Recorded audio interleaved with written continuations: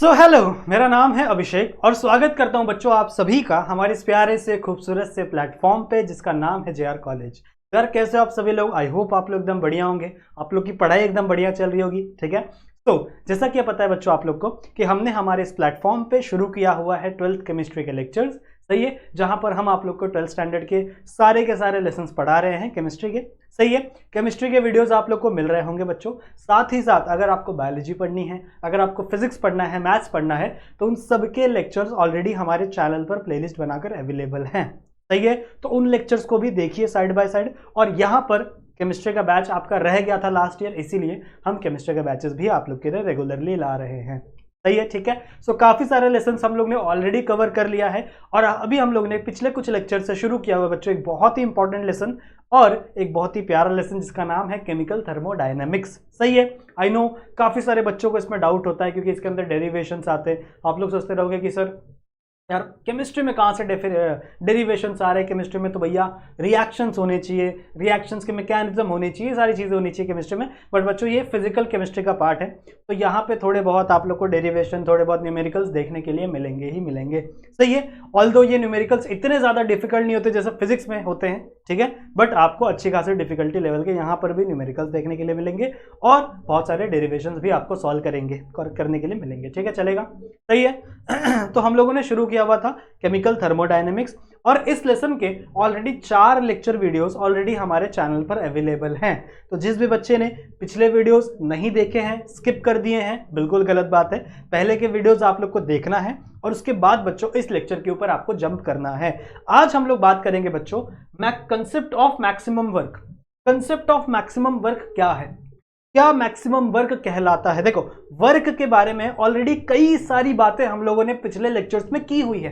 पिछले lecture number 2, lecture number 3 के अंदर आप लोग ने देखा होगा, लेक्चर नंबर 3 में आई गेस, वहां पर बहुत सारी बातें हम लोग ने ऑलरेडी वर्क के बारे में की हुई हैं। सही है, तो वर्क क्या है, ठीक है, मैक्सिमम वर्क का कंसेप्ट क्या है उसे हम लोग आज समझेंगे। वर्क को ऑलरेडी आप लोग कई चीजें जानते हो। ठीक है, सो मैक्सिमम वर्क क्या होता है उसे आज के लेक्चर में हम लोग देखेंगे। साथ ही साथ इसका पूरा का पूरा डेरिवेशन इसका कवर करेंगे। जितना भी डेरिवेशन आपकी बुक में दिया हुआ है मैं आपको डेरिवेशन भी समझाने की कोशिश करूंगा और उसके साथ ही साथ कुछ न्यूमेरिकल्स भी आज हम लोग सॉल्व करेंगे इस लेक्चर के अंदर। सही है, समझ में आ गया? तो प्लान समझ में आ गया आज इस लेक्चर का क्या क्या करना है। आज इस लेक्चर में ध्यान से बैठ जाओ, अपनी बुक्स ले लो, पेन ले लो, उठा लो, जितनी जितनी भी चीजें कहते जाऊंगा उतनी चीजें आप लिखते जाओ, नोट डाउन करते जाओ और मेरे साथ साथ एंड तक लेक्चर के बने रहना। सही है, अगर आपको स्लो लग रहा होगा तो 1.5x की स्पीड पे कर लेना, कोई दिक्कत की बात नहीं है, चलेगा। तो चलो चालू करते हैं बच्चों। एक और बात आप लोगों को बता दूं कि अगर आपने हमारे ऐप को डाउनलोड नहीं किया तो उस ऐप को जरूर से डाउनलोड कर लेना अपने फोन के अंदर। और यदि आपको कोई भी डाउट होता है तो ये मेरा इंस्टाग्राम का आईडी है। ठीक है, आप यहाँ पर आकर मुझे मैसेज कर सकते हैं, अपने प्यार मेरी तरफ पहुंचा सकते हैं, चलेगा। ठीक है, तो चलो बच्चों चालू करते हैं कंसेप्ट ऑफ मैक्सिमम वर्क की कहानी। क्या है कंसेप्ट ऑफ मैक्सिमम वर्क? मेरे को एक बात बताओ, वर्क क्या होता है? इसकी बात तो हम लोग ने काफी सारे लेक्चर्स में पहले की हुई है। सही है ना, वर्क की बात हमने पहले भी काफी सारे लेक्चर्स में की हुई है। मैंने आपको बताया था कि जब गैस का एक्सपांशन होता है तो वर्क कम होता है, नेगेटिव में जाता है। जब गैस का हम लोग कहते हैं कंप्रेशन होता है तो वहां पे क्या होता है, वर्क पॉजिटिव में जाता है। ये बातें ऑलरेडी हुई है ना कि जब work done on the system है, सिस्टम के ऊपर वर्क डन हो रहा है तो उस समय आपका वर्क पॉजिटिव में जाएगा। ये मैंने आप लोगों को समझाई थी शायद जब मैं आपको साइन कन्वेंशन सिखा रहा था, तो उस समय मैंने आपको बताया था कि जब work done on the system है तो वर्क पॉजिटिव रहेगा, जब work done by the system है तो वर्क नेगेटिव रहेगा। मैंने आपको बताया था ना कि कोई अगर काम कर रहा है तो उसका एनर्जी कम हो रहा है ना, तो वर्क डन यहाँ पे नेगेटिव में आता था। ये बातें हम लोग ने ऑलरेडी की हुई है। सही बात है, ठीक है। तो वहां से हम लोगों ने एक रिलेशन उठाया कि बच्चों आपका जो वर्क डन है वो डायरेक्टली प्रोपोर्शनल है किसको? अपोजिंग फोर्स को। किसको? अपोजिंग फोर्स को। अब आपने अगर पिछले लेक्चर्स देखे हैं तो आपको पता है अपोजिंग फोर्स क्या है, अगर नहीं देखे तो आपको नहीं समझ में आएगा। थोड़ा सा एक बार समझा देता हूं, आ जाओ, कोई दिक्कत की बात नहीं। देखो समझेंगे, हर एक चीज समझेंगे। सपोज दैट ये है कोई सिलेंडर, ठीक है, सपोज ये आपका कोई सिलेंडर है और इस सिलेंडर के ऊपर यहां पर लगा हुआ है एक पिस्टन। सपोज दैट यहां पर एक पिस्टन लगा हुआ है, सही है। और इस पिस्टन के अंदर यहां पर बच्चों कुछ गैस भरी हुई है, यहां पर there are some kind of gas जो कि इसके अंदर फिल्ड है। सही बात है, एक सेकेंड।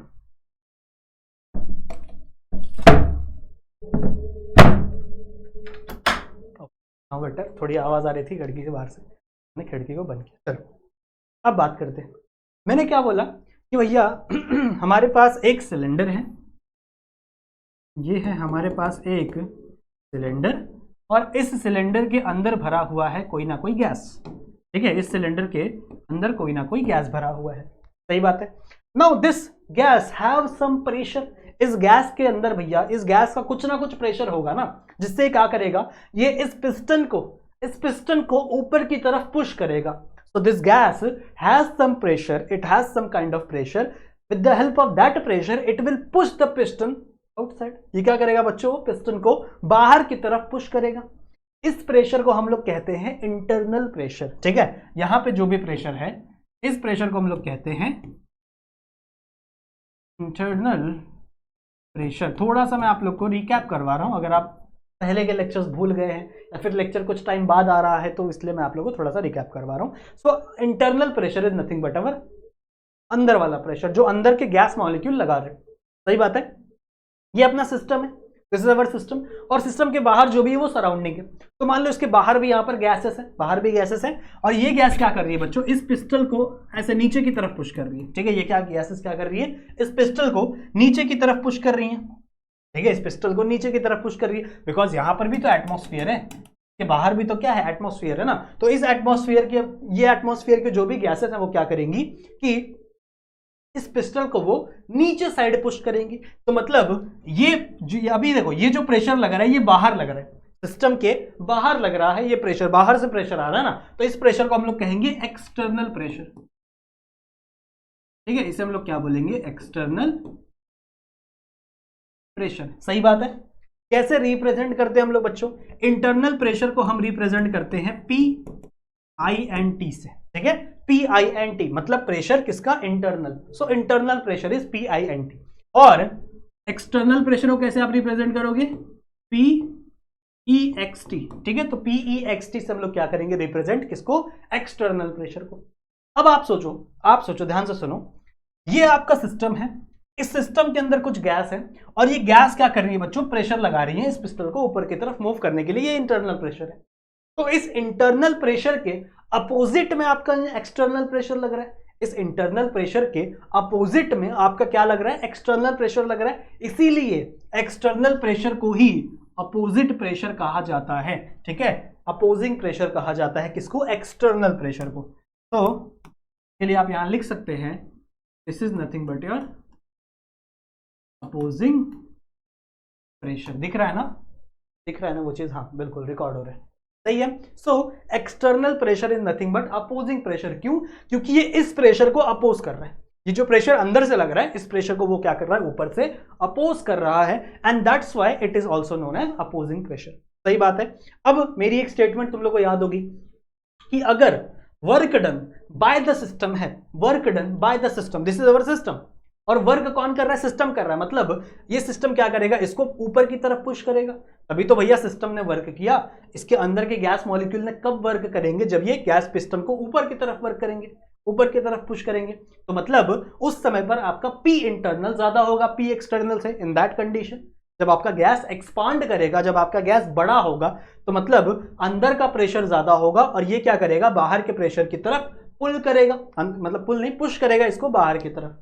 तो उस कंडीशन में आपका P इंटरनल ज्यादा होगा as compare to P external, and work done by the system होगा, सिस्टम ने वर्क डन किया। अब मेरे को एक बात बताओ, अगर work done by the system है, काम कौन कर रहा है, सिस्टम कर रहा है, तो उसकी एनर्जी क्या होगी, उसका वर्क डन क्या होगा, नेगेटिव। क्यों, क्योंकि मैंने आपको एग्जांपल दिया था ना कि अगर आप मान लो एनर्जी, आप कोई काम कर रहे हो, मान लो आप सुबह स्कूल गए, फिर क्लास गए, फिर घर पे आए, पढ़ाई की दिन भर, मतलब बहुत सारा काम किया, असाइनमेंट लिखा, होमवर्क कंप्लीट किया, तो इतने टाइम बाद आपका क्या हो जाता है, आप एग्जॉस्ट हो जाते हो, आप थक जाते हो, फिर आप खाना खा के मस्त आराम से सो जाते हो। क्यों, क्योंकि आपके अंदर एनर्जी खत्म हो गई है। इसी तरीके से जब इस सिस्टम ने काम किया, इस सिस्टम ने वर्क किया, तो इसके अंदर की एनर्जी क्या हो गई, कम हो गई, लेस हो गई। इसीलिए जब गैस का एक्सपांशन होता है ना बच्चों, जब गैस का एक्सपांशन होता है, work done by the system होता है, तो आपका वर्क नेगेटिव में चला जाता है। आपकी वर्क की वैल्यू क्या हो जाती है बच्चों? नेगेटिव हो जाती है। समझ में आई बात? वर्क क्या हो जाता है आपका? नेगेटिव हो जाता है। ये बात समझ में आ गई, याद रहेगी। दूसरा केस क्या है?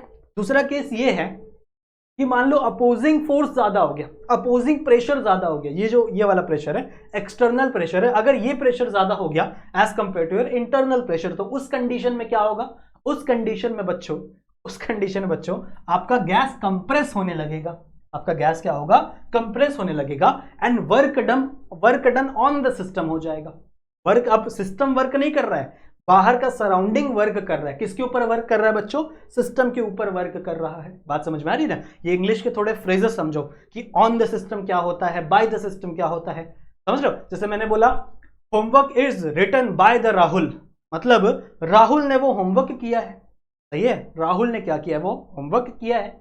And something is written on the black board, तो मतलब ब्लैक बोर्ड के ऊपर वो लिखा गया। ब्लैक बोर्ड ने थोड़ी खुद से लिखा है, पर हमने लिखा है ना, हमने, वो राहुल ने वर्क किया है, राहुल ने लिखा है, पर किस पे लिखा है? ब्लैक बोर्ड के ऊपर। तो उस टाइम पर अगर आप सिस्टम चेंज करोगे तो आपका वर्क डन भी चेंज होगा। समझ रहे हो? तो आपका वर्क अभी कौन कर रहा है? सराउंडिंग कर रहा है। किसके ऊपर? सिस्टम के ऊपर कर रहा है। तो मतलब आपका गैस क्या हो रहा है? कंप्रेस हो रहा है, एक्सटर्नल प्रेशर ज्यादा है, ये नीचे की तरफ जा रहा है पिस्टन, और उस कंडीशन में आपका जो वर्क डन है की वैल्यू पॉजिटिव में आएगी।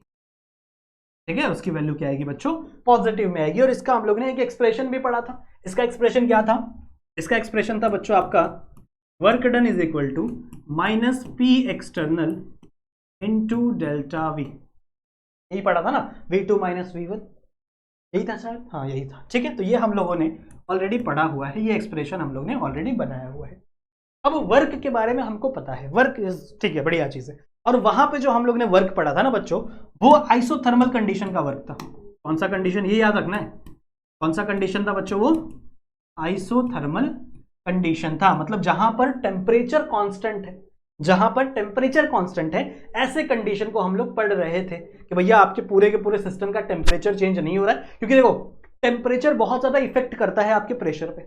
अगर आपका टेम्परेचर बढ़ेगा ना, अगर आपका टेम्परेचर बढ़ेगा तो आपके गैस मॉलिक्यूल क्या करेंगे? वो उस हीट को एब्जॉर्ब करेंगे, और हीट को एब्जॉर्ब करने के बाद उनकी एनर्जी बढ़ जाएगी, वो ज्यादा एक्साइटेड होंगे, उनकी एनर्जी ज्यादा हो जाएगी, जिसकी वजह से प्रेशर भी ज्यादा हो जाएगा। तो भैया प्रेशर के अंदर हमको छेड़छाड़, मतलब टेम्परेचर लेवल पे नहीं करनी। ठीक है, टेम्परेचर से इसको कोई भी प्रेशर नहीं देना है, हम लोग सिर्फ एक्सटर्नल प्रेशर इंटरनल प्रेशर में खेल रहे हैं। सही बात है। So at the isothermal condition we got this type of equation. और यहां से एक चीज हमको समझ में आई है कि आपका जो वर्क डन है ना बच्चों, work done is always directly proportional to pressure. अगर आप directly proportional to opposing force, और you can say external pressure. अगर एक्सटर्नल प्रेशर बढ़ेगा तो वर्क डन पॉजिटिव होगा, मतलब वर्क भी बढ़ेगा। अगर एक्सटर्नल प्रेशर कम होगा, जैसे मान लो एक्सटर्नल प्रेशर कम हुआ तो मतलब इंटरनल प्रेशर बढ़ गया, तो मतलब अगर एक्सटर्नल प्रेशर कम हुआ तो पिस्टल ऐसे मूव करेगा, एक्सटर्नल प्रेशर कम हुआ तो आपका वर्क डन भी क्या होगा? कम होगा, और वर्क डन भी नेगेटिव में जाएगा। अगर आपका एक्सटर्नल प्रेशर ही चला गया, मान लो आपका एक्सटर्नल प्रेशर 0 हो गया, समझ लो, तो उस टाइम पे उसे हम लोग कहते हैं फ्री एक्सपांशन। ये भी मैंने शायद पढ़ाया हुआ है तुम लोग को। वर्क डन अगर 0 हो, नहीं वर्क डन नहीं, क्या बोला मैंने? एक्सटर्नल प्रेशर अगर 0 हो गया तो इन दैट कंडीशन आपका वर्क डन भी 0 हो जाएगा। ये बात हम लोग ने की हुई है। अगर इसकी जगह 0 डाल दो, यहाँ पे 0 डाल दो, so anything multiply by 0 is 0। तो मतलब अगर आपका एक्सटर्नल प्रेशर 0 हो गया तो आपका वर्क डन भी 0 हो जाएगा। वर्क डन भी कुछ भी नहीं होगा अगर कोई भी एक्सटर्नल प्रेशर नहीं है उस कंडीशन में। समझ में आई बात? तो इस चीज से, इतने सारे कंसेप्ट को समझने के बाद हमने एक चीज जो डिराइव की है बच्चों, ठीक है, ये समझ में आ गया? इसका स्क्रीनशॉट ले लो, है ना, भूल जाओगे। ले लिया? ठीक है, आ जाओ आगे समझेंगे ध्यान से। ठीक है, इतना सब समझने के बाद हमने एक चीज यहां पर लिखी है, दैट वर्क डन, ठीक है, work done is directly proportional to opposing force, ठीक है। या फिर आप ब्रैकेट में ऐसे भी लिख सकते हो, अपोजिंग फोर्स के आगे ब्रैकेट में ऐसे लिख दो एक्सटर्नल प्रेशर, एक्सटर्नल, ठीक है। ये बात समझ में आ गई? इसका मतलब क्या है? इसका मतलब ये है, यहां से देखो 3 कंडीशन बनती है।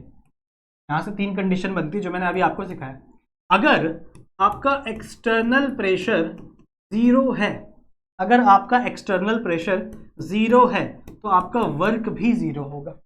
बात समझ में आई? अगर आपका एक्सटर्नल प्रेशर 0 है तो आपका वर्क भी क्या होगा? 0 होगा। एक्सटर्नल प्रेशर मतलब अपोजिंग फोर्स। अगर आपका अपोजिंग फोर्स 0 है तो आपका वर्क भी क्या होगा?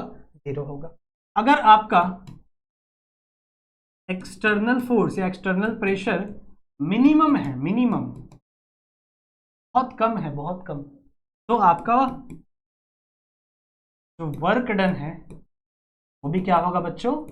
मिनिमम ही होगा, because your work done is directly proportional to opposing force. And साथ ही साथ आपका अगर P एक्सटर्नल मैक्सिमम है, ठीक है, अगर आपका P एक्सटर्नल क्या है बच्चों? मैक्सिमम है, मैक्सिमम, बहुत ज्यादा, बहुत ज्यादा, तो in that situation, in that condition आपका जो वर्क डन है, आपका जो वर्क डन है वो भी बच्चों मैक्सिमम ही होगा। बात समझ में आई? बात समझ में आई? तो ये 3 कंडीशन आपको समझ में आ जाएंगे, ठीक है, यहां पे लिख लो, इज द कंडीशंस,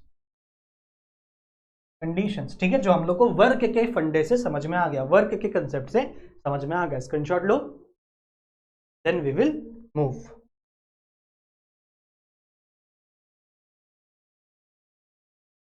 ठीक है, समझ में आ गया, ये चीज क्लियर है। एक और चीज हम लोग को इसी चीज से समझ में आती है कि आपका जो इंटरनल प्रेशर है, यहां लिखो, नहीं नहीं यहां नहीं लिखते, यहां लिखता हूं, चलो। एक और चीज हमको समझ में आ गई कि आपका जो इंटरनल प्रेशर है is opposite to external pressure. External pressure से क्या है बच्चों? वो उल्टा है, अपोजिट है। समझ में आई बात? ठीक है, सो आपका जो इंटरनल प्रेशर है इससे it is just opposite to your external pressure. ये लाइन भी अपने दिमाग में रखेंगे, ये चीज भी अपने दिमाग में रखेंगे और ये चीज भी अपने दिमाग में रखेंगे। सो अभी तक मैंने आपको सिर्फ एक वर्क होता क्या है वो समझाया, ठीक है, अभी तक मैंने आपको सिर्फ और सिर्फ वर्क ही समझाया है। ये क्या आ गया भाई? हाँ गुड, हो जाता है कभी कभी पीसी, ठीक है। तो अभी तक हम लोग ने यही सीखा है कि वर्क एक्चुअल में होता क्या है, जो बातें ऑलरेडी हम लोग ने पिछले कुछ लेक्चर्स में सही समझी थी, पर शायद गैप ज्यादा हो गया होगा, इसलिए मैं तुम लोग को वापस समझा दिया। ठीक है, स्क्रीनशॉट आप लोग ले लिया है, very good. Now let's move our today on our today's concept, that is maximum work. अब मैक्सिमम वर्क क्या होता है बच्चों? देखो, अभी तक जो हम लोग ने वर्क देखा, जो अभी तक हम लोग ने इक्वेशन पढ़ी थी, वो किसके बेस पे थी बच्चों? वो आइसोथर्मल कंडीशन के बेस पे थी। चलिए पीछे नहीं जा रहा, मैं यहीं पे बता देता हूँ। वो कंडीशन जो थी वो आइसोथर्मल कंडीशन के बेस्ड पे थी। पर अब जो हम लोग रिएक्शन पढ़ेंगे, अब जो हम लोग इक्वेशन डिराइव करेंगे ना, वो किस कंडीशन पे बेस्ड है? कंडीशन पता होना बहुत जरूरी है। यू हैव टू नो किस कंडीशन पे ये बेस्ड है। ये बेस्ड है बच्चों आइसोथर्मल, वहां बोलोगे सेम ही तो है sir, isothermal and reversible process. Reversible process क्या बोला मैंने? समझ में आया? मैंने बोला कि आपका जो कंडीशन वहां पे था, कौन से रिएक्शन के लिए, कौन से इक्वेशन के लिए? देखो ये वाले, कहाँ गया, ज्यादा पीछे आ गया, हाँ, इस वाले इक्वेशन के लिए। ये जो इक्वेशन था जो हम लोग ने पहले लेक्चर्स में डिराइव किया था, this is only for the isothermal condition. ठीक है, जो आपका आइसोथर्मल कंडीशन है। तो अगर आपके एग्जाम में न्यूमेरिकल्स में ऐसा पूछा गया है, बोला गया है कि हाँ आपका जो कंडीशन है वो सिर्फ और सिर्फ आइसोथर्मल है, वहां पर रिवर्सिबल नहीं लिखा हुआ, अगर वहां पर सिर्फ और सिर्फ आइसोथर्मल लिखा हुआ है तो आपको ये वाला इक्वेशन यूज करना है, ये वाला वर्क का इक्वेशन यूज करना है। पर अगर आपके एग्जाम में या आपके न्यूमेरिकल में अगर वर्ड आया हुआ है आइसोथर्मल एंड रिवर्सिबल प्रोसेस, दोनों ये वर्ड आ गया, आइसोथर्मल एंड रिवर्सिबल प्रोसेस, तो उस समय पर आपको जो इक्वेशन यूज करना है ना, वो अब हम सीखने जा रहे हैं। समझ में आई बात? ठीक है, चलो। रिवर्सिबल प्रोसेस क्या होता है? मैंने आपको बताया है, रिवर्सिबल प्रोसेस उस प्रोसेस को कहते हैं जो वापस रिपीट हो सकती है, जिसके अंदर इनफाइनाइट सिमली ग्रेटर होता है, जो बहुत ही छोटा सा ग्रेटर होता है, जो थोड़ा सा ऊपर जाके वापस नीचे आ सकता है, that is nothing but our reversible process. तो इसी चीज को हम लोग यहाँ पर कंसिडर करेंगे और यही चीज को आगे जाकर हम लोग सॉल्व करने की कोशिश करेंगे। आज समझो पहले, उसके बाद इक्वेशन को हम लोग जानेंगे। ठीक है, तो first of all consider consider, क्या कंसिडर करना भैया, कंसिडर अ सिलेंडर, ठीक है, कंसिडर अ सिलेंडर, आपके पास एक सिलेंडर है विथ, क्या है उसके अंदर, क्या है, पिस्टन लगा हुआ है। पिस्टन की थोड़ी सी तारीफ कर दो। पिस्टन क्या है बच्चों, रिजिड है, रिजिड है, ठीक है। फिर फ्रिक्शन लेस है,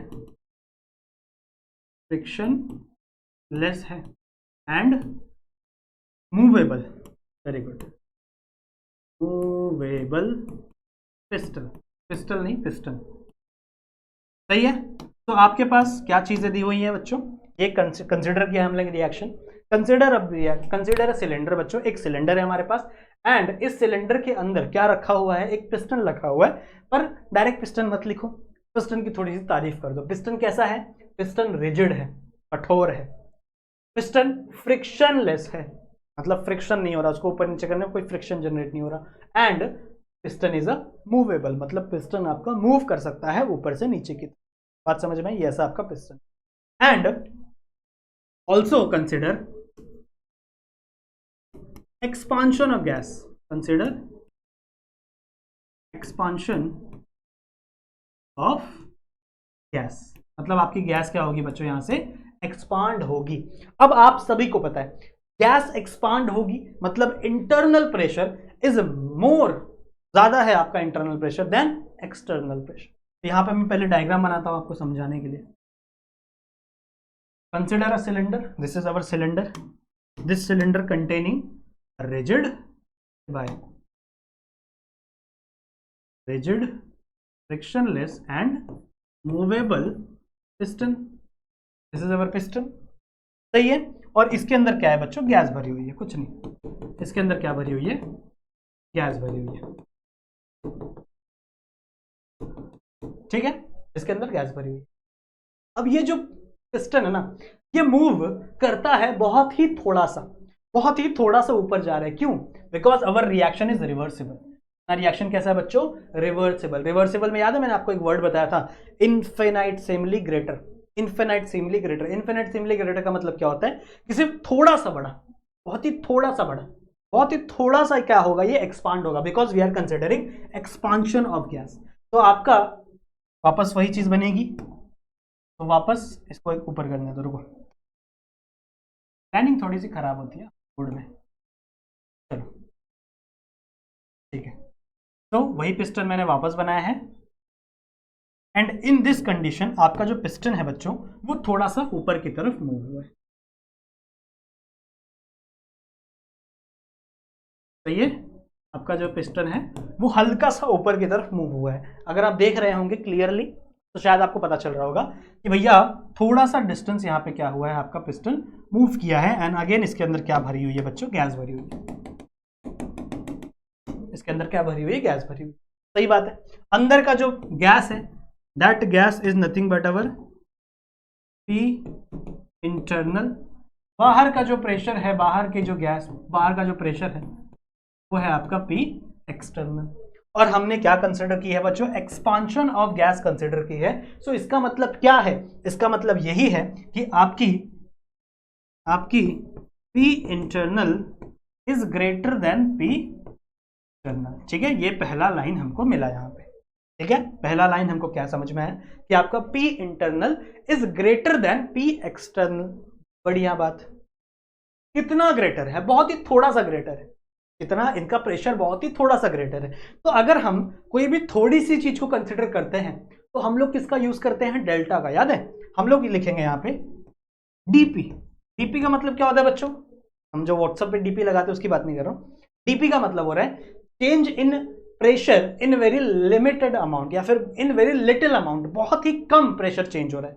चेंज तो है, दिख रहा है, एक्सपांशन ऑफ गैस हो रहा है, इसका मतलब क्या है, आपका प्रेशर चेंज हो रहा है, पी इंटरनल ज्यादा है, that's why it is expanding. Work done negative में होगा, ये एक्सपांड हो रहा है, थोड़ा सा ऊपर चला गया बट बहुत ही थोड़ा सा, क्या है, दैट्स व्हाई आपका पी यानी आपका डीपी यानी change in pressure in very limited amount क्या हो जाएगा, ये हो जाएगा बच्चों आपका P internal minus P external. समझ में आई बात, क्या हो जाएगा ये आपका P internal minus P external. मतलब अगर आप पी इंटरनल को माइनस कर दोगे पी एक्सटर्नल से तो आपको पता चल जाएगा कि आपका कितना ज्यादा प्रेशर है पी इंटरनल के पास, क्योंकि पी इंटरनल की वैल्यू बड़ी है इसीलिए हम लोग इसको इससे माइनस करेंगे। बात समझ में आ गई? ठीक है। So P internal minus P external, ये एक इक्वेशन अभी तक हम लोग को समझ में आई है और अभी तक हम लोग ने यहां तक चीजों को बना लिया है। स्क्रीनशॉट लेंगे और फिर हम लोग आगे प्रोसीड करेंगे। ठीक है या चलो आ जाओ नेक्स्ट पेज पे चलते। क्या मिला हम लोग को बच्चों? अब यहां से देखो, यहां से आपका डेरिवेशन एक्चुअल में स्टार्ट है। अभी तक तो मैं आपको चीजें सिर्फ सिखा रहा था, समझा रहा था कि करना क्या है। एक्सपांशन करना है, बहुत सही। अंदर की गैस बढ़ रही है, बहुत सही। जो वर्क डन है वो नेगेटिव में आएगा, बहुत सही। जो आपका internal pressure is maximum is greater than P external, बहुत सही। पर आपका जो ग्रेटर है उसकी वैल्यू बहुत ही कम है। Why? Because it is a reversible process. हम लोग रिवर्सिबल ले रहे हैं। इसके पहले जो हम लोग लेते थे वो रिवर्सिबल नहीं लेते थे, हम लोग सिर्फ क्या लेते थे बच्चों? आइसोथर्मल लेते थे। पर ये आइसोथर्मल के साथ साथ रिवर्सिबल है, इसीलिए यहाँ पे चेंज इन प्रेशर बहुत ही थोड़ा सा है। तो सही है। सो बहुत ही थोड़े की वजह से यहाँ पे इक्वेशन हमको क्या मिला? DP is equal to P internal minus P external. ध्यान से देखोगे ना सब समझ में आ जाएगा, बहुत ही ईजी है, बहुत ही ईजी है। ध्यान से देखोगे ना सब समझ में आ जाएगा। अब आ जाओ, इस सेम इक्वेशन को मैं पी एक्सटर्नल के लिए बना सकता हूं, बिल्कुल बना सकता हूं। क्या करोगे? ये इधर भेज दो, ये इधर भेज दो। ये इधर माइनस में है, इधर आके प्लस हो जाएगा। ये इधर प्लस में, इधर आके माइनस हो जाएगा। इक्वेशन कैसे बन जाएगी? इक्वेशन बन जाएगी बच्चों आपकी P external is equal to P internal minus DP, सही है। कुछ नहीं किया मैंने बच्चों, बस इसको इज इक्वल टू के इस साइड भेज दिया और इसको इज इक्वल टू के इस साइड भेज दिया। ये माइनस पी एक्स टी था तो इधर आके प्लस हो गया, ये प्लस डीपी था तो इधर आके माइनस हो गया। बस कुछ नहीं किया। ये हमारा equation number 1, this is our equation number 1। बात समझ में आ गई? इक्वेशन नंबर 1 हमने फाइंड कर लिया बहुत आसानी से। नाउ देखो, डबल क्यों चल रहा है यार पेन? नाउ हमको क्या पता है? हमारा जो रिएक्शन है, now the process is isothermal. Process क्या है? आइसोथर्मल है। भैया देखो, आइसोथर्मल है, रिवर्सिबल भी है पर आइसोथर्मल भी तो है। तो आइसोथर्मल का क्या इक्वेशन हम लोग ने फाइंड आउट किया था? आइसोथर्मल का हम लोग ने इक्वेशन फाइंड आउट किया था that work is equal to minus P external into delta V. Delta V का मतलब ये होता है चेंज इन वॉल्यूम, और यहां पे भी जो वॉल्यूम चेंज हो रहा है वो भी बहुत ही कम है। समझ रहे हो? यहां पे भी प्रेशर बहुत ही कम जा रहा है, थोड़ा सा ही एक्सपांशन हो रहा है, वॉल्यूम भी बहुत ही कम एक्सपांड होगा। डेल्टा वी सही है। ये इक्वेशन ऑलरेडी बच्चों हम लोगों ने लेक्चर 3 में प्रूव किया हुआ है और इसको मैं देता हूं इक्वेशन नंबर 2। ये हमारा इक्वेशन नंबर 2 है। अब ध्यान से देखो, हमारे पास पी एक्सटर्नल की वैल्यू है, यस हमारे पास वैल्यू है पी इंटरनल माइनस डीपी। तो मैं इस वैल्यू को यहां पे पुट कर सकता हूं। समझ रहे हो ना? क्या किया मैंने? पी एक्सटर्नल है, दिख रहा हूं कि नहीं मैं बोर्ड में? ये है आपका पी एक्सटर्नल और यहां पे भी है हमारे पास पी एक्सटर्नल। तो पी एक्सटर्नल की वैल्यू है हमारे पास, so I can put the equation number 1 in equation number 2 or you can say I can put the value of P external in the equation number 2। यहाँ पे मैं इस value को put कर सकता हूँ। क्या मिलेगा? आ जाओ देखते हैं। कलर चेंज करते हैं वरना आप लोग कंफ्यूज हो जाओगे। तो यहाँ पे मेरे को वैल्यू मिल जाएगी बच्चों W is equal to minus, देखो माइनस तो ऐसी है, ब्रैकेट में क्या आ जाएगा? P internal minus DP into delta V. बात समझ में आ गई? डेल्टा वी भी यहाँ पे क्या है? मल्टीप्लाई में ही है ना? हाँ देखो मल्टीप्लाई में इनटू डेल्टा वी। क्या होगा? ब्रैकेट खुलेगा, दोनों से ये मल्टीप्लाई होगा। आपका जो डेल्टा वी है ये दोनों से मल्टीप्लाई होगा, तो क्या हो जाएगा? देखो यहाँ पे, चलो सेमी कलर लेते हैं। W is equal to minus P internal minus minus plus, अच्छा इसके साथ भी मल्टीप्लाई होगा ना, delta V minus minus plus हो जाएगा बच्चों, तो प्लस डीपी डेल्टा वी। ऐसा कुछ आपको इक्वेशन मिलेगा। क्या मिला बच्चों आपका? देखो ध्यान से, कुछ नहीं है, माइनस, देखो ब्रैकेट खुलेगा पहली बात तो ये इसके ऊपर माइनस लगेगा, इसके ऊपर प्लस लगेगा। क्यों? क्योंकि आपका माइनस में है। ये इसके साथ मल्टीप्लाई होगा minus P internal delta we, ये इसके साथ मल्टीप्लाई होगा प्लस पी इंटरनल। प्लस क्यों है बच्चों? क्योंकि इसके बाद भी माइनस था, यहाँ पे भी माइनस है, तो माइनस माइनस प्लस हो गया, plus DP delta we. Now अब आप सोचो, जरा एक बात सोचो कि आपका डीपी मतलब क्या है? Change in pressure in very very minute, बहुत ही कम चेंज इन प्रेशर हो रहा है। डेल्टा वी क्या है, डेल्टा वी भी क्या है बच्चों, आपका बहुत ही कम चेंज इन वॉल्यूम है। तो ये इतनी छोटी वैल्यू है ना, इतनी छोटी वैल्यू इन दोनों को, कि हम लोग इन दोनों को निगलेक्ट कर सकते हैं। देखो इसको हम लोग निगलेक्ट नहीं कर सकते, क्यों? क्योंकि ये एक बड़ी वैल्यू के साथ जुड़ा हुआ है, पी इंटरनल एक बिग वैल्यू, बड़ी वैल्यू है ना। तो इस वैल्यू को हम लोग निगलेक्ट नहीं करेंगे, क्योंकि किससे जुड़ा हुआ है, ये एक बड़े वैल्यू के साथ जुड़ा हुआ है। पर इसको देखो, ये भी छोटा है, ये भी छोटा है, दोनों डेल्टा डेल्टा में है। तो यहां पर बच्चों में इन दोनों इस पूरे टर्म को क्या कर दूंगा, निगलेक्ट कर दूंगा, because it is very very small, बहुत ही कम चेंज हो रहा है। That's why I will neglect this kind of portion, and मैं इस चीज को एज इट इज लिख दूंगा, that is W is equal to minus P internal delta V. एक इक्वेशन हमको यहां से मिलती है, ठीक है। इसको नाम दे दो बच्चों इक्वेशन नंबर 3, इसको नाम दे देंगे इक्वेशन नंबर 3। बात समझ में आ गई, बात समझ में आ गई, ठीक है, ठीक है, समझ में आ गई, चलो very good very good very okay. अच्छा एक और बात है कि ये जो वर्क डन है, ये जो वर्क डन हम लोग अभी तक कैलकुलेट कर रहे हैं, ये भी डेल्टा के फॉर्म में।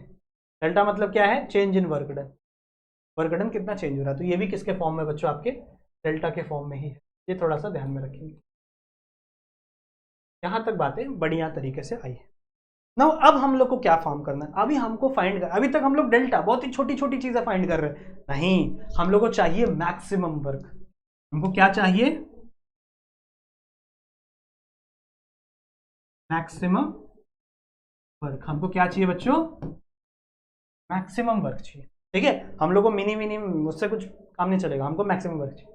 मैक्सिमम वर्क के लिए हम लोग क्या करते, हम लोग डेरिवेटिव को इंटीग्रेट कर देते हैं। पढ़ा होगा ना मैथ्स में, नौशाद सर पढ़ाते हैं आप लोग को।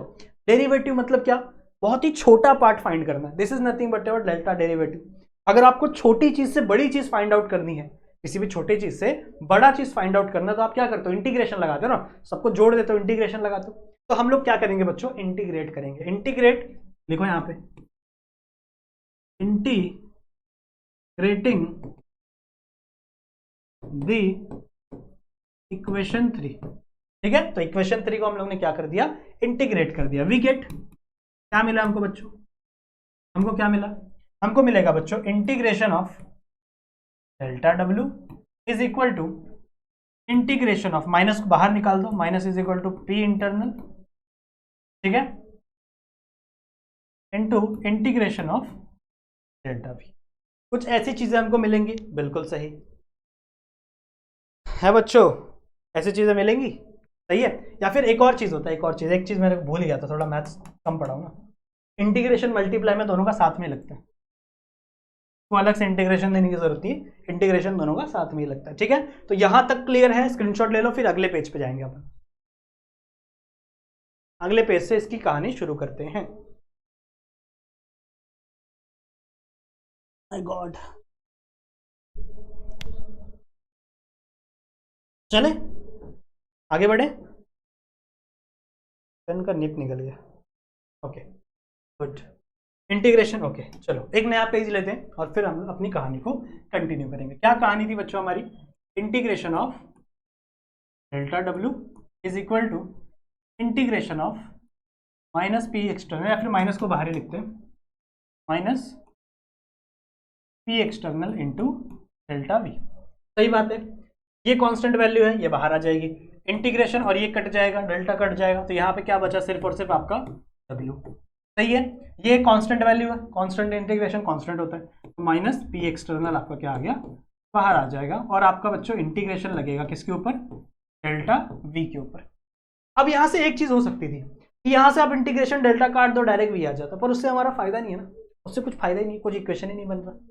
अब हम लोग लेंगे, अब हम लोग कंसिडर करेंगे बच्चों आइडियल गैस को। Now we will consider ideal gas. इसको बना दो, इक्वेशन नंबर कितना था, कौन सा चल रहा था, 3 चल रहा था ना। चलो इसको बना दो बच्चों इक्वेशन नंबर, और यहाँ पे एक लाइन खींचो। नाउ आपको पता है, और आइडियल गैस क्या होती है, पढ़ा रहेगा 11th में। आइडियल गैस वो गैस होती हैं जो दुनिया में जितने भी लॉज है सारे लॉज को फॉलो करती है, ऐसी गैस को हम लोग आइडियल गैस कहते हैं। और ऐसी गैस एग्जिस्ट नहीं करती दुनिया में, दुनिया की बात करें तो दूसरे कंट्री नहीं, दूसरे सोलर सिस्टम में होंगे तो पता नहीं, पर यहाँ पे तो एग्जिस्ट नहीं करती। बट हमारे पास कुछ लॉज है, कुछ रूल्स है जिनको आइडियल गैस फॉलो करती है, बिल्कुल सही। कौन सा लॉ है बच्चों, PV is equal to nRT। ठीक है, PV is equal to nRT, जहां पे आपका P क्या है प्रेशर, V क्या है volume, N is the number of mole, R is the gas constant and T is the temperature. सही है। हम लोग बात करेंगे P एक्सटर्नल की, हम लोग यहाँ पे बात करते हैं P एक्सटर्नल की। तो P आपका external V is equal to nRT। इस इक्वेशन सेम इक्वेशन है, खाली P कौन सा प्रेशर है, एक्सटर्नल प्रेशर की बात कर रहा हूं मैं। क्या हो जाएगा बच्चों, ये V है, मल्टीप्लाई में इधर भेज दूंगा, क्या हो जाएगा, डिवाइड हो जाएगा। तो P external can be nRT divide by V। तो ये ना P external can be nRT divide by V। एक वैल्यू मिली, यहाँ पे P एक्सटर्नल की वैल्यू है, इस वैल्यू को इसकी जगह पुट कर दो, P एक्सटर्नल की जगह इस वैल्यू को पुट कर दो। क्या आ जाएगा बच्चों आपका W। अब आप W को W मैक्स लिखोगे, क्यों, क्योंकि आपने W का इंटीग्रेशन कर दिया है। तो W max is equal to P external की जगह क्या आ गया बच्चों, nRT divide by V integration of delta V। Clear है, क्लियर है, समझ में आ गई बातें, समझ में आ गई बातें, यहां तक बातें क्लियर है, बिल्कुल बिल्कुल बिल्कुल। स्क्रीनशॉट लो, आगे बढ़ेंगे। बहुत जल्दी जल्दी मैं पेज खाता हूँ, बहुत बड़ी बड़ी हैंड राइटिंग करना पड़ेगा, चलो कोई बात नहीं, हो गया ये, स्क्रीनशॉट लिया, आगे बढ़ते हैं, आगे बढ़ते हैं। क्या था इक्वेशन, नहीं नहीं नहीं नहीं नहीं, गलती हो गई।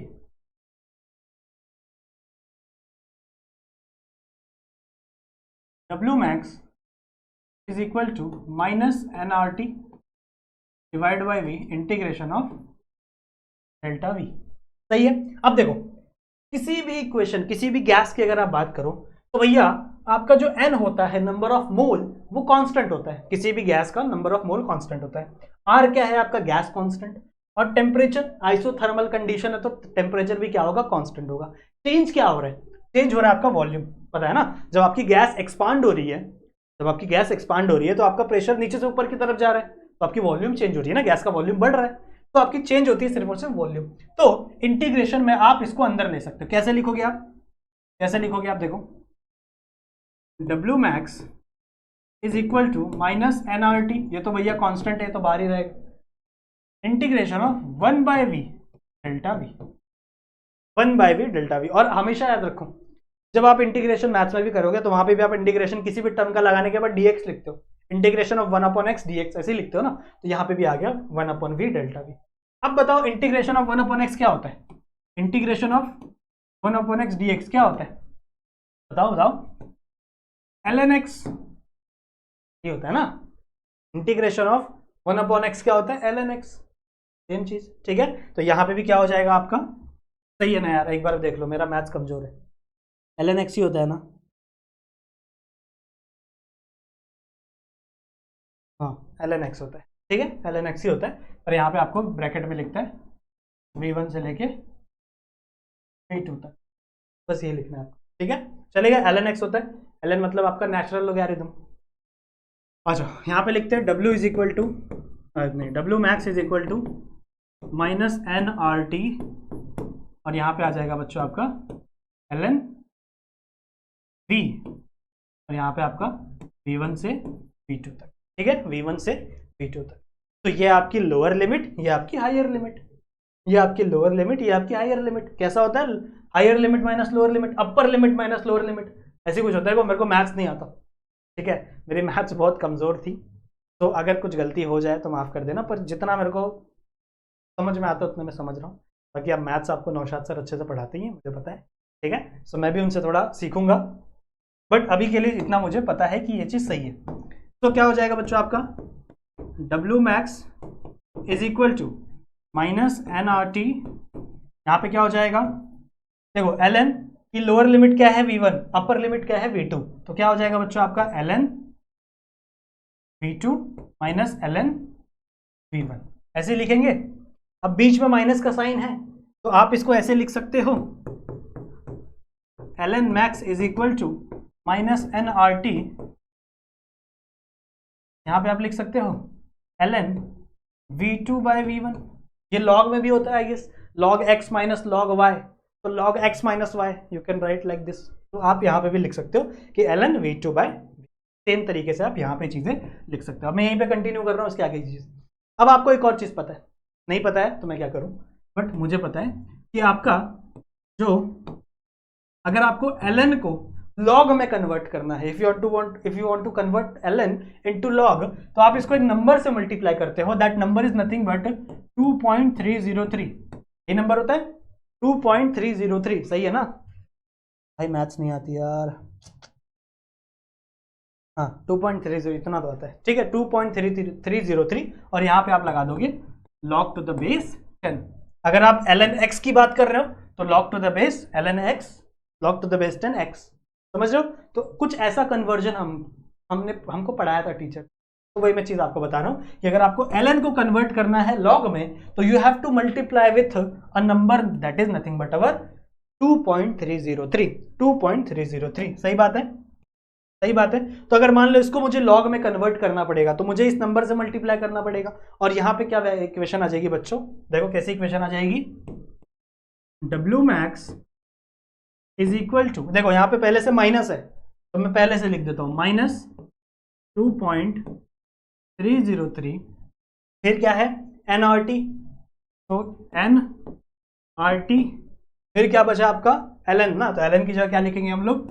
log to the base 10 v2 by, सही है। और ये बन गई बच्चों हमारी equation, this is our final equation, और ये हमको मिल गया इक्वेशन फॉर मैक्सिमम वर्क। चलो स्क्रीनशॉट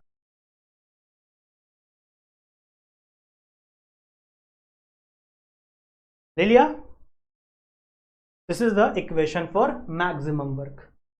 चलो अच्छे से लिख देते हैं अब इक्वेशन को। क्या हो गया बच्चों आपका? W मैक्स यानी आपका W work done, maximum work done is equal to -2.303 nRT log to the base 10 V2 divide by V। यही है बच्चों हमारा फॉर्मूला, जिस फॉर्मूले को हम लोग यूज करेंगे।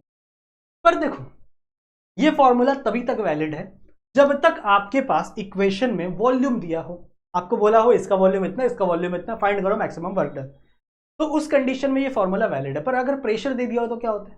प्रेशर दे दिया होगा तो क्या हो जाएगा? दिक्कत हो जाएगी ना। तो आपने एक लॉ पढ़ा है, आपने एक लॉ पढ़ा है, उस लॉ के अकॉर्डिंग, क्या नाम है लॉ का? चार्ल्स लॉ, चार्ल्स लॉ है शायद, ठीक है। उस लॉ के अकॉर्डिंग आपका जो प्रेशर होता है ना, it is always inversely proportional to volume, सही है। ये है आपका एक इक्वेशन, लॉ है कि आपका जो प्रेशर है it is inversely proportional to volume. Volume बढ़ेगा, वॉल्यूम बढ़ेगा तो प्रेशर कम हो जाएगा, प्रेशर कम होगा, नहीं प्रेशर बढ़ेगा तो वॉल्यूम कम हो जाएगा। सो ऑलवेज हमेशा याद रखना कि pressure is inversely proportional to volume. तो अगर इक्वेशन में V2 अपॉन V1 है, देखो यहाँ पे इक्वेशन में क्या है? V2 अपॉन V1, तो मैं इसकी जगह ये डाल सकता हूं P1 अपॉन P2। देखो अपोजिट है, V1 यहाँ पे इधर ऊपर, V2 यहाँ पे इधर नीचे, उल्टा है ना। V2 is inversely proportional to P2 and P1 is inversely proportional to V1। तो कुछ ऐसा इक्वेशन बन सकता है, बिल्कुल बन सकता है। इसी चीज को आप यहाँ पे पुट कर दो तो आपका एक और इक्वेशन यहां से निकल के आता है बच्चों, एक और इक्वेशन निकल के आता है। That equation is nothing but W max is equal to -2.303, सब सेम है, nRT log to the base 10, क्या हो जाएगा आपका? P1 divide by P2। This is the equation for pressure, this is the maximum work equation for pressure, ठीक है। तो ये दोनों इक्वेशन आपके याद में होनी चाहिए, आपके दिमाग में फिट होनी चाहिए। स्क्रीनशॉट ले। अगर क्वेश्चन में प्रेशर पूछा गया है then you have to use this equation। अगर एक क्वेश्चन में वॉल्यूम पूछा गया है तो you have to use this equation। अगर आपको नहीं याद हो रहा है, अगर आप भूल जाओगे एग्जाम में कि सर V1 था, V2 था, P1 था, P2 था, तो वॉल्यूम वाले में P1 ऊपर, वॉल्यूम वाले में V1 ऊपर था कि V2 ऊपर था, अगर ऐसा भूल जाओगे तो सिंपल सा ट्रिक ये है कि प्रेशर याद करो, प्रेशर वाला याद करो। प्रेशर में P1 P2 है, प्रेशर में लाइन से है P1 P2, और वॉल्यूम उसका उल्टा होता है तो V2 V1, ऐसा है। ऐसे तुम लोग को याद रखना है, मैंने तो ऐसे याद रखा था, मेरे को याद हो गया था, तुम लोग को इस तरीके से याद रखना है। हो जाएगा? है?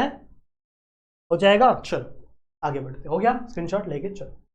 Now let's move to some solved example. कुछ एग्जांपल्स करते हैं बच्चों, और उस एग्जांपल से हमको समझ में आएगा क्या हमारे दिमाग में कुछ घुसा है या नहीं घुसा है।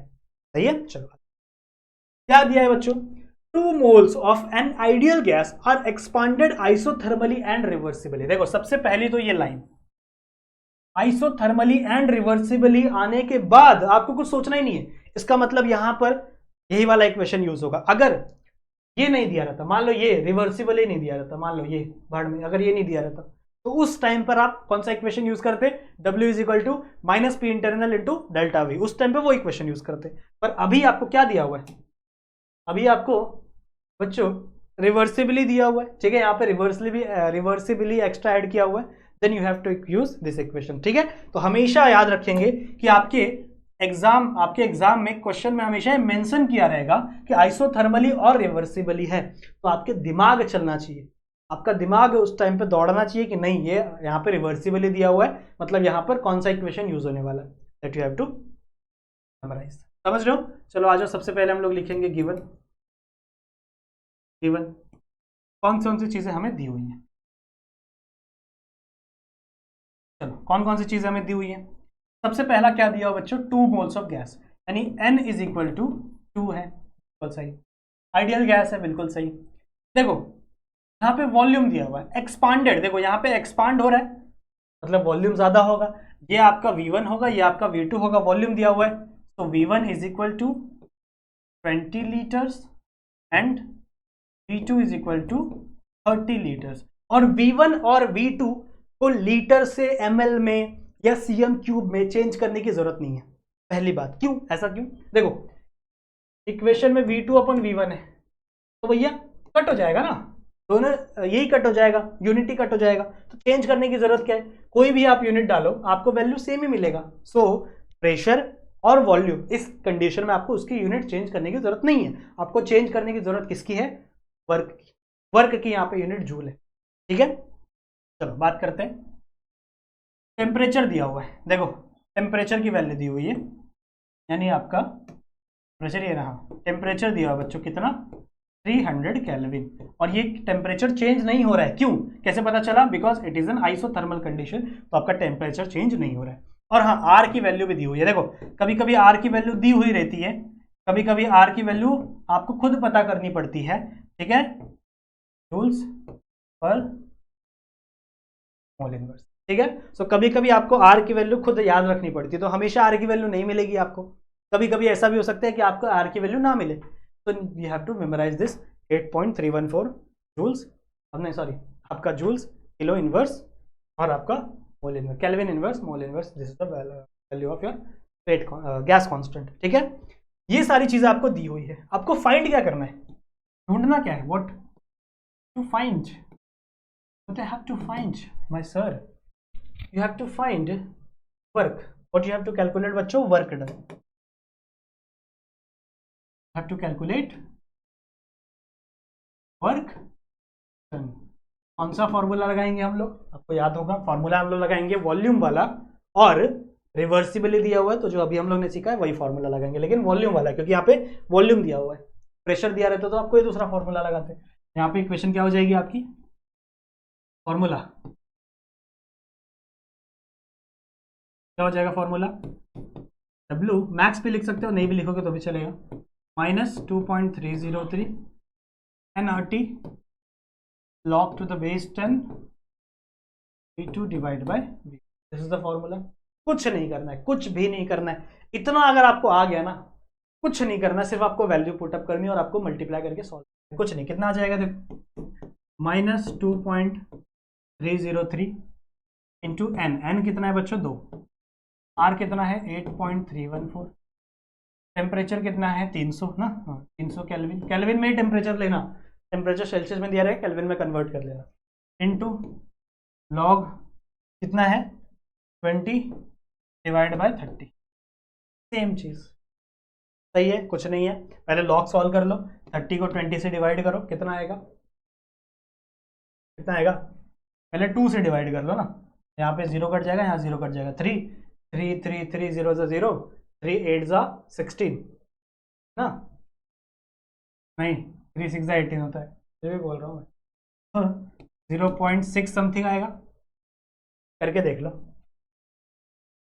2 डालो तो 2 0 0, 2 पॉइंट लगाया, 0 लगाया, 2 6 18, कितना आएगा 2, फिर मतलब 0.666 आएगा ना, फिर वहाँ पे 2 6 18, 2 6 18, 3 6 18, 3 6 18 वापस आएगा, तो मतलब आ गया यहाँ पे 0.2303 into 2 into 8.314 into 300 into log कितने का 0.666 का लॉग। देखो लॉग तो आप लोगों को देखने आता होगा, लॉग टेबल लो, उसके अंदर लो, इन सब का कैलकुलेशन करो और यहाँ पे आपको कुछ ना कुछ आंसर मिल जाएगा। आपका आंसर जूल में भी हो सकता है, और अगर आपको किलो जूल में कन्वर्ट करना है तो बस क्या करना है, आपको 3 पॉइंट शिफ्ट कर देना, ठीक है, आपको क्या करना है, बस 3 पॉइंट शिफ्ट कर देना, सही है। सो मल्टीप्लाई करो, माइनस में आंसर आना चाहिए, चलेगा, कर लोगे, मैं कर दूं, मैं कैलसी से करूंगा पहली बार, मेरे को तो पहली बार आदत लगी हुई है। 303 इंटू 2 इंटू 8.314 इंटू 300, सही है, ओके। नए पेज पे करेगा कि यहाँ इसको मिटा कर लेते, स्क्रीनशॉट ले लो इसका, स्क्रीनशॉट ले लो बच्चों, ले लिया, इसको मिटाते हैं अपन।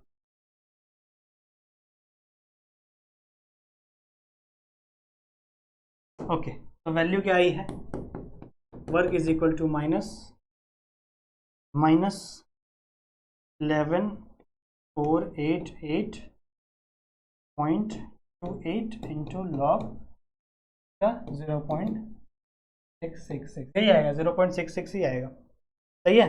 अब आपको क्या लेना है, log, you have to take log of 0.6666,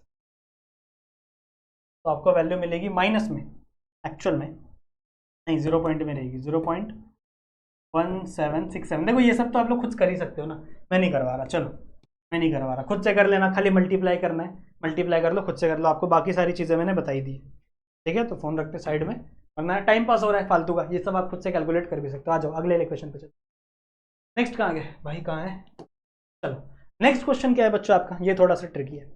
next question is 4.5 solve example, आगे भी हम लोग करेंगे, एक्सरसाइज के भी करेंगे बाद में, अभी देख लो, जब टॉप लेसन खत्म हो जाएगा ना तो एक्सरसाइज के न्यूमेरिकल्स भी हम लोग करेंगे, दिक्कत नहीं है। क्या बोला है बच्चों, 22 ग्राम ऑफ CO2, देखो बहुत सारी चीजें हैं इसके अंदर, गिवन क्या क्या गिवन है, first I have to write that what thing are given. 22 gram of CO2 मतलब CO2 का मास दिया हुआ है कितना, 22 gram, okay. Compressed isothermally and reversible, देखो ये प्रोसेस, ये नाम वापस आ गया, व्हाइट कलर दिख रहा है ना, नहीं दिख रहा है तो देख लो, ये नाम देखो वापस आ गया बच्चों, तो ये बहुत इंपॉर्टेंट है। टेम्परेचर दिया हुआ है, वेरी गुड, टेम्परेचर कितना है बच्चों, 298 केल्विन, सही है। इनिशियल प्रेशर, आप देखो यहाँ पे प्रेशर में बात हो रही है, इनिशियल प्रेशर कितना है 100 किलो पास्कल, सो आपका P1 is equal to 100 and your P2 नहीं दिया है, अच्छा, from initial pressure of when the, हाँ ठीक है चलेगा, फाइंड द फाइनल प्रेशर, यहाँ पे फाइनल प्रेशर हमको पता करना है, मतलब P2 पता करना है। अपने को वर्क दिया हुआ है, वर्क कितने में दिया हुआ बच्चों, 1.2 किलो जूल दिया हुआ है, तो पहली बात किलो जूल यूज नहीं करेंगे हम लोग, जूल यूज करेंगे हमेशा, किलो जूल यूज नहीं करेंगे, जूल यूज करेंगे। तो बस इसको 1000 से मल्टीप्लाई कर दो, क्या हो जाएगा 1200 जूल, बात खत्म यहाँ पे। चलो इतनी चीजें हमको दी हुई है, to find what I have to find बच्चों, I have to find P2, what is P2, formula क्या है बच्चों, यहाँ पे हम लोग प्रेशर की फॉर्मूला लगाएंगे, W is equal to minus 2.303 minus 2.303 nRT log to the base 10 P1 divide by सही बात है। अब देखो हमेशा एक चीज ध्यान में रखना, फॉर्मूला लिखने के बाद हमेशा एक चीज ध्यान में रखना, हमेशा ये चीज देखना कि फॉर्मूले में जितनी भी चीजें हैं क्या वो आपके पास हैं। चलो आपको P2 फाइंड करना है, ये बात तो है P2 नहीं दिया रहेगा आपको, पर क्या आपके पास P1 है? क्या आपके पास T है। R की वैल्यू आपको पता है, R की वैल्यू आपको पता होनी चाहिए बच्चों। R की वैल्यू क्या है? 8.314 जूल ना, केल्विन इनवर्स और मोल इनवर्स, ये वैल्यू आपको पता होनी चाहिए। तो R की वैल्यू भी है, N की वैल्यू नहीं है, नंबर ऑफ मोल्स नहीं दिए हुए। कहाँ दिए नंबर ऑफ मोल्स? ग्राम मास दिया हुआ ना, नंबर ऑफ मोल्स नहीं दिया। मतलब हमें पहले N फाइंड करना पड़ेगा, और ये तो कांस्टेंट वैल्यू, तो मतलब हमें पहले बच्चों क्या फाइंड करना पड़ेगा? N फाइंड करना। ये कैसे फाइंड करते हैं वो बताता हूं। Number of moles, number of moles पहले हम लोग फाइंड कर रहे हैं बच्चों N, ठीक है। N क्या है? तो नंबर ऑफ मोल्स का फॉर्मूला क्या होता है बच्चों? Mass upon molecular mass, mass upon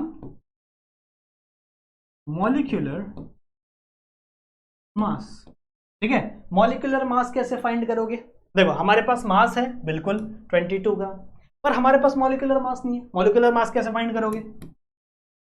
एकदम इजी है, मॉलिक्यूलर मास कैसे फाइंड करते हैं बच्चों? जो भी आपके मास है आपके कंपाउंड की, क्या है? CO2 है ना, तो C इंटू 2 टाइम्स O, सही है ना, 2 बार O है ना।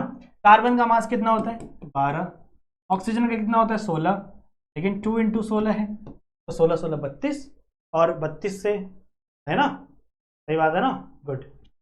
ये क्या हो जाएगा? 16 16 32 हो जाएगा, 32 से प्लस करोगे ये तो कितना हो जाएगा बच्चों आपका? 44, सही है ना, ये आपको मिल जाएगा 44। तो 44 आपको मिल गया मास, कुछ नहीं है, आपके पास है 22 ग्राम, ये आपका 44 आ गया। आज ये कर दो 0.5, मतलब आपका N कितना है? नंबर ऑफ मोल्स कितने हैं बच्चों? 0.5। बात समझ में आ गई? आपके N कितने हैं? 0.